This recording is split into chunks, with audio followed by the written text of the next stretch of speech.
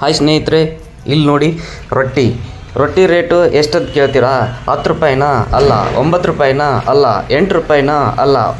7 ರೂಪಾಯಿನಾ? ಅಲ್ಲ. 6 ರೂಪಾಯಿನಾ? ಅಲ್ಲ. 5 ರೂಪಾಯಿನಾ? ಅಲ್ಲ. 4 ರೂಪಾಯಿನಾ? ಅಲ್ಲ. ಬರೀ 3 ರೂಪಾಯಿ 50 ಪೈಸದಲ್ಲಿ, ಅಂದರೆ 3.5 ರೂಪಾಯಿದಲ್ಲಿ ನಿಮಗೆ ರೊಟ್ಟಿ ಕೊಡ್ತಾ ಇದ್ದಾರೆ. ಯಾವುದೇ ಸಜ್ಜಿ ರೊಟ್ಟಿ ತೊಗೊಳ್ಳಿ, ಜೋಳದ ರೊಟ್ಟಿ ತೊಗೊಳ್ಳಿ, ಬರೀ 3.5 ರೂಪಾಯಿದಲ್ಲಿ. ಇಷ್ಟು ಕಡಿಮೆ ರೇಟಲ್ಲಿ ರೊಟ್ಟಿ ಎಲ್ಲಿ ಸಿಗ್ತಾವಂತೀರಾ? ಗೊಮ್ಮಟಿನಗರಿ, ವಿಜಯಪುರ ಜಿಲ್ಲೆ, ಕೋಲಾರ ತಾಲೂಕಿನಲ್ಲಿ ದಿಗಂಬರೇಶ್ವರ ಮಠದ ಎದುರುಗಡೆ ಇದೆ ರೀ ಇವ್ರ ಅಂಗಡಿ.